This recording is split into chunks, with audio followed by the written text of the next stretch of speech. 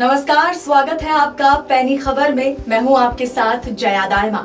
स्वागत करती हूं आप सभी का हमारे खास कार्यक्रम आमने सामने में। इस वक्त हमारे शो में हमारे साथ मौजूद है जसम के राष्ट्रीय पार्षद और एक शानदार कवि सुनील चौधरी जी। सर, आपका स्वागत है हमारे स्टूडियो में।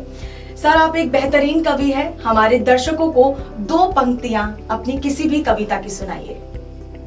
तुम जिंदा हो एलेंदे के हत्यारे, चेगुवेरा के कातिल, भगत सिंह के सपनों के हत्यारा। तुम जिंदा हो।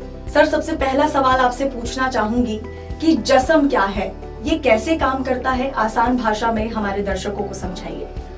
जन संस्कृति मंच लेखक, पत्रकार, फिल्म मेकर और चित्रकार का एक संगठन है जो जनता के पक्ष में अपनी आवाज उठाता है, जनता के पक्ष में लिखता है, जनता के पक्ष में संघर्ष करता है, आंदोलन करता है और राजनीति के आगे आगे हमेशा वह चलता है। देखिए, कम्युनिस्ट पार्टियां कई सारी हैं, है ना।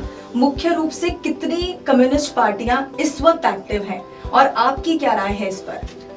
आज हमारे देश में लगभग 400 से ऊपर कम्युनिस्ट पार्टी है जी। लेकिन महत्वपूर्ण जो कम्युनिस्ट पार्टी है जी, वो 10-12 महत्वपूर्ण कम्युनिस्ट पार्टी है जो भारतीय राजनीति में छाए हुए हैं। उसमें सबसे महत्वपूर्ण कम्युनिस्ट पार्टी सीपीआई है, जिसकी स्थापना 1925 में हुई थी। एम.एन. राय ने उसकी स्थापना 1925 में की थी और यह कम्युनिस्ट पार्टी फिर विभाजित हुई 1964 में और ये सीपीआई-एम बनी। फिर यह कम्युनिस्ट पार्टी 1967 में विभाजित हुई और सीपीआई-एमएल, जिसे आईपीएफ के नाम से जाना जाता है, वह बनी और इसके बाद कई विभाजन लगातार होते गए। अच्छा सर, आप एक कवि हैं।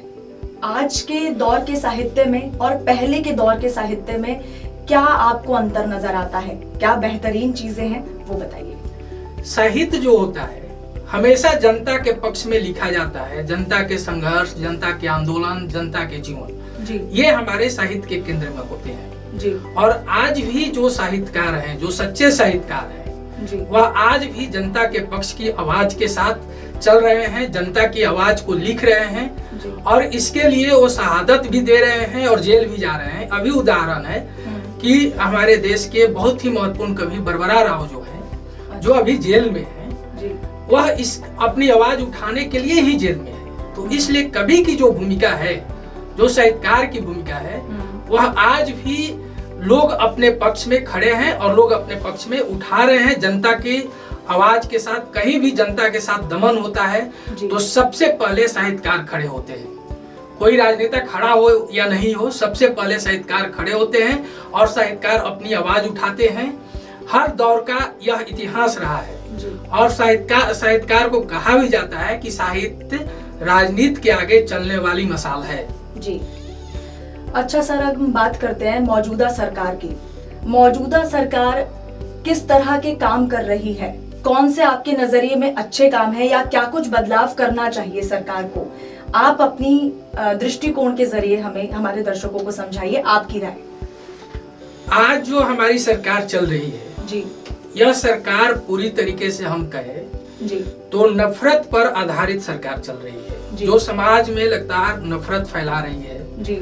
और अपने जो वादे 1914 में उन्होंने किया था सरकार बनने के पहले जी, चाहे वो महंगाई की बात हो, 2 करोड़ नौजवानों के रोजगार की बात हो, 15 लाख हर लोगों को मिलने की बात हो, सरकार हम कहे कि पूरी तरीके से अपने वादे से मुकर गई है, नाकाम साबित हुई है और झूठ की राजनीति जो है पूरे देश में थोप रही है। सबसे बड़ी बात ये है कि यह सरकार जो है, ऐसी सरकार किसी ने नहीं की थी कि झूठ की राजनीति जो है वो पूरे तरीके से थोप रही है। और हम एक तरीके से कहें कि यह सरकार लोकतंत्र की हत्या करके सिर्फ तानाशाही की दिशा में लगातार बढ़ रही है। आम आदमी जो है वो परेशान है। हाँ, कुल मिला ये सबसे बड़ी बात है इस सरकार की। अगर सर बात करें, जैसे अब 2022 में चुनाव आने वाले हैं, आप किसको वोट देंगे? किस पार्टी को आप वोट देना चाहेंगे? आपको लगता है कि आगे जाकर 2022 में हमारे लिए अब शायद अच्छे दिन ये सरकार ला सकती है? देखिए, जहाँ तक वोट की बात है तो वोट की बात हम ये देखेंगे कि हमारा प्रतिनिधि कौन कौन खड़ा है जी। और उसका चेहरा क्या है, कौन ज्यादा जनपक्षीय है। किस चेहरों को अगर आप वोट देंगे, मान लीजिए अगर आप भाजपा को छोड़िए, बसपा को छोड़िए या फिर समाजवादी पार्टी को छोड़िए, किस चेहरे पर आप विश्वास करते हैं? अगर वहाँ लेफ्ट खड़ा हो जी, तो हम लेफ्ट पार्टी को सपोर्ट करेंगे किसी अच्छा। भी कीमत पर। जी, अगर लेफ्ट नहीं खड़ा है तो हम वहाँ ये देखेंगे कि कौन सा जनपक्षीय चेहरा है जो जनता के लिए काम कर रहा है, जी। हम उसको समर्थन करेंगे। जी, ये हमारा जनता का पक्ष है, एक साहित्यकार का पक्ष है कि वो जनता के पक्ष में खड़ा रहता है। जी।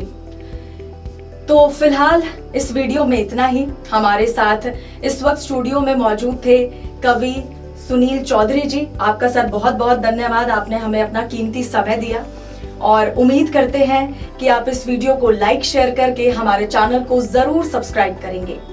धन्यवाद। Thank you. वीडियो को लाइक शेयर करके आपके अपने चैनल को सब्सक्राइब करना बिल्कुल भी ना भूलें।